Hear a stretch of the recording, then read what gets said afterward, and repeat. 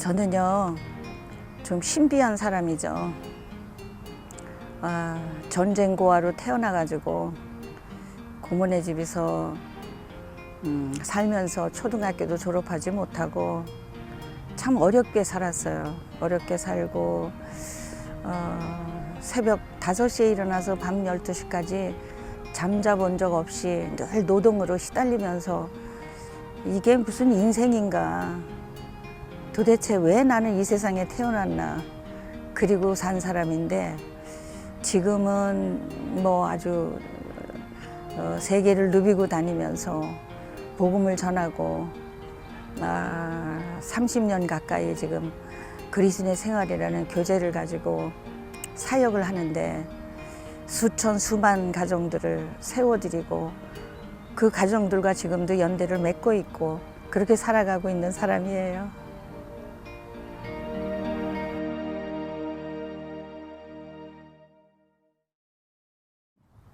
결혼을 해가지고 남편하고 사는데 남편이 일주일이면은 절반은 두르고 절반은 외도하는 거예요. 그리고 돈을 안 갖다 주니까 생활을 할 수가 없었어요. 그래서 참 힘들게 살았어요. 그렇게 그러면서도 이 모진 목숨은 그냥 사라지는 거예요. 어떻게 살았는지 지금 말하라 그러면은 말을 할 수가 없어요. 그냥 살았어요. 어쨌든. 그랬는데 우리 남편이 어느 날 다른 여자하고 다른 여자하고 살겠다고 나보고 이혼을 해달라고 그래요. 그래서 어쩔 수 없이 이혼하게는 됐지만 처음에는 매달려도 보고 뭐 정말 어떻게 이혼을 하냐, 나는 이혼할 수 없다, 나는 아버지같이 오빠같이 때로는 정말 나의 남편이지만 오빠같이 아버지같이 의지를 했었는데 어떻게 이걸 이혼을 하냐, 그러니까는 언제든지 정신 차리고 돌아오면 안 되냐, 내가 기다릴 테니까, 이렇게 애원하고 매달려 봐도 안 된다, 나는 이혼을 해야지 된다. 그래서 어쩔 수 없이 이제 법원에 가서 이혼을 했어요. 그래서 이혼을 하고 돌아와 가지고 제가 약을 먹었어요. 약을 먹고 죽었어요. 죽었는데 세브란스 병원에 입원이 돼 있어요. 그래가지고 세브란스 병원에서 나를 막 세척을 했어요. 세척을 했는데 뭐 그 세척할 때 그 고통은 이루 말할 수 없어요. 그래서 막 울면서 이제 의사가 그랬어요. 나보고, 하얀 가운 옷을 입은 의사가, 당신의 생명이 얼마나 소중한 줄 아느냐, 그런데 왜 죽느냐, 이거는 말이 안 된다, 절대 죽으면 안 된다, 이렇게 말을 했어요. 그런데 그때 내가 그 의사를 향하여 호수를 코에다 꽂고 입에다가 물은 상태에서 그냥 마음으로 이제 의사를 향하여 항의를 하는 거예요.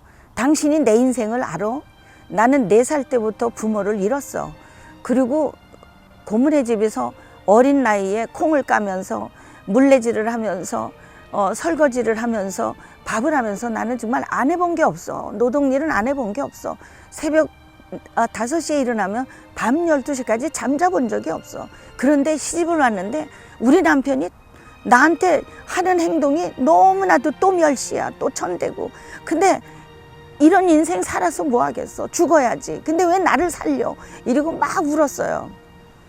그랬는데 우리 남편이 그저께 이혼을 했으니까, 이혼한 거를 이혼했으니까 보호자가 아니잖아요. 근데 이제 우리 그 의사가 보호자를 찾는 거예요. 보호자가 와야 내준다는 거죠. 그러니까 보호자가 아니라고 그러면서 남편이 그 병원에다가 사인을 했는데 뭐라고 사인했냐면, 나는 전 남편이다, 근데 이 여자는 정신병 환자다, 이렇게 사인을 했어요. 그래가지고 나를 정신병원에다 집어넣었어요. 그래서 내가 그 세브란스 병원에 정신병원에 들어간 적도 있었어요. 이제 뭐 그 사연을 어떻게 다 말로 다 하겠어요.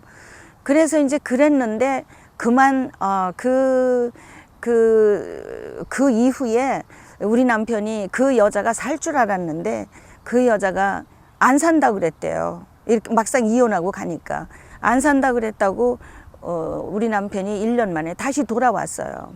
다시 돌아와서 다시 살자 그랬는데 제가 그때도 하나님을 믿지 않을 때니까 뭐 그냥 생각을 했어요. 많은 사람들은 뭐 살지 말아라 뭐 이러지만 나는 두 아들 데리고 아이들을 놓고도 못 살겠고 데리고도 못 살겠어요. 남편 없이 못 살 것 같아요. 그래서 자존심 다 버리고 남편을 받아들였어요. 그랬는데 그렇게 살다가 우리 남편이 내가 이제 조그만 가게를 하나 했어요.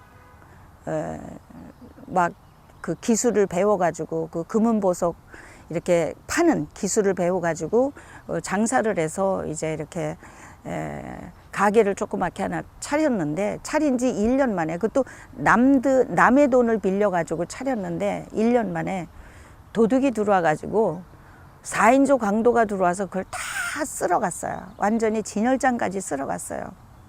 그래서 대성통곡을 하고 주저앉아서 발을 동동 구르며 울었어요. 근데 그때 빚이 4천만 원이었어요. 근데 그 4천만 원을 난 갚을 길이 없어요. 그리고 빚쟁이들은 나를 막 폭력을 쓰고 뭐 난리가 났어요. 그러자 우리 네 남편이 보증을 쓰면은 내가 도와주겠다 그랬어요. 그런데 우리 남편이 절대 보증 쓸 수 없대요. 그냥 나는 이혼을 해야지 나는 빚쟁이하고 살 수 없다. 그래가지고 나를 도로 놔버렸어요. 도로 또 이혼하자 그랬어요. 그래서 도로 또 법원에 또 갔어요. 또 가서 그때 당시에 이혼을 했어요. 그때는 사람으로 보이지가 않았어요. 솔직히. 그래서 법원에 들어가서 이혼 도장을 찍고 그 바깥에 나와서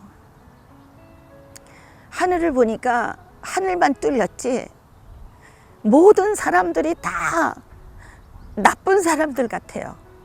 왜냐하면 내가 세상을 살면서 4살부터 그때가 30살인데 32살인가 3살인가 그렇게 됐는데 그 나이까지 정말 사랑을 받아보지를 못해가지고 모든 사람들이 다 두려움이에요. 두려움의 대상이에요. 그래서 이 사람도 믿을 수 없고 저 사람도 믿을 수 없고 그런 두려움 가운데서 어떻게 더 이상 살 수가 없었어요. 그리고 빚쟁이들한테는 쫓기고 할 수 없이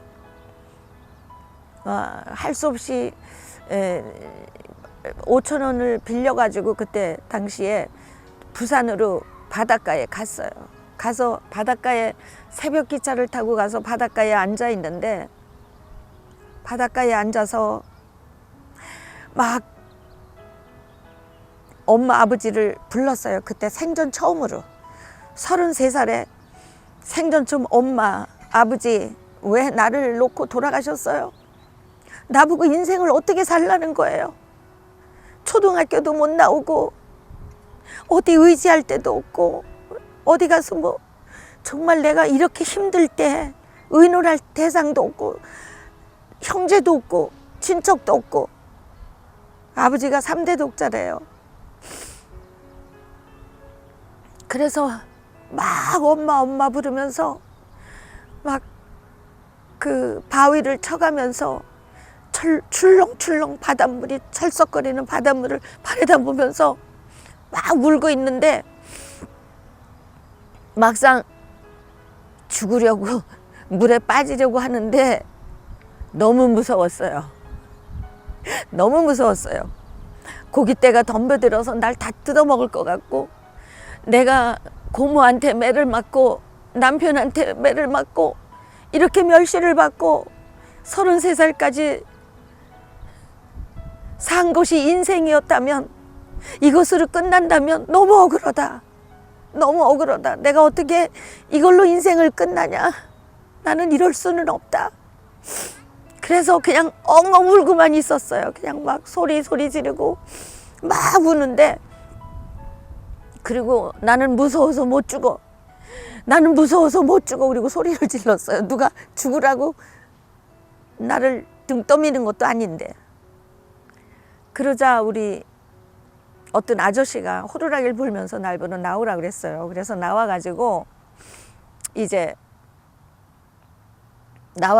그때 추스렀어요. 내 마음을 추스르고 내가 그 둔촌동 아파트 문간방 하나 얻어 놓았는데 그 얻어 놓은 그 집으로 덜렁덜렁 들어가는 거예요. 덜렁덜렁 이제 그 집으로 다시 갔는데 입구에 그 전도지가 있었어요. 그래서 그 전도지를 보니까 수고하고 무거운 짐진 자들아 다 내게로 오라. 내가 너를 편히 쉬게 하리라.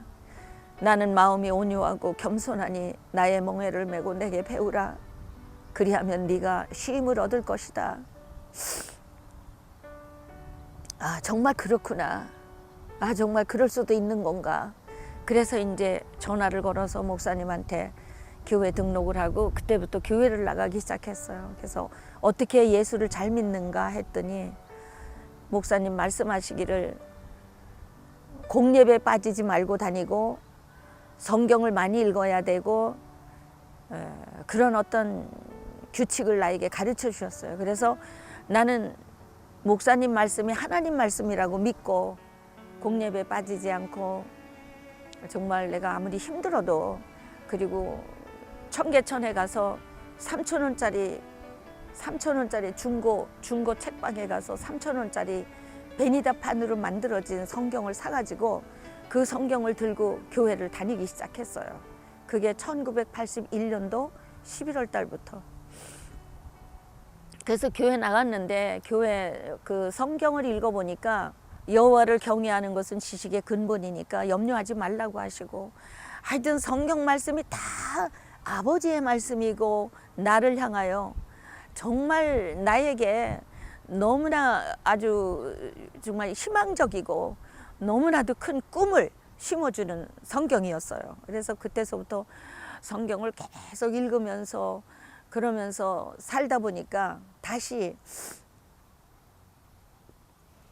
우리 남편이 다시 성경을 읽고 교회를 나갈 때 다시 우리 남편이 다시 살자고 제의가 왔어요.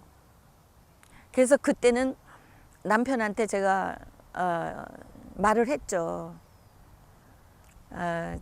전에는 내 멋대로 결정을 했지만 이제는 하나님께서 허락하셔야지 된다. 그래서 난 하나님 앞에 일단 기도해보고 하나님이 허락하시면은 내가 받아주겠다 그랬어요. 그랬더니 하나님 앞에 기도하니까 하나님께서 내게 말씀하시기를 네가 하나를 버리면 10가지를 얻는다 그랬어요. 그래서 나는 그게 무슨 말씀인지 처음엔 이해가 안 갔어요. 하나님 하나를 버리면 10을 얻다니요 하고 다시 하나님께 여쭤봤더니 하나님께서 말씀하시기를 너의 자존심 하나를 버리면 네가 얻는 것이 10가지도 넘는다. 한번 세어볼래? 그래요.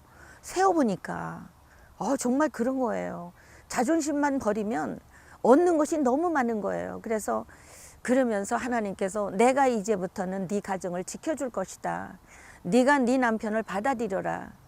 전에는 네 남편이 정말 제대로 가정살림을 하지 않았지만 이제부터는 네 남편이 가정살림을 하는 게 아니라 내가 가정살림을 할 거다. 네 가정을 지켜줄 것이고 네 가정을 이끌어갈 것이다. 그러니까 너는 나만 믿고 받아들여라 그랬어요. 그래서 남편을 받아들였어요.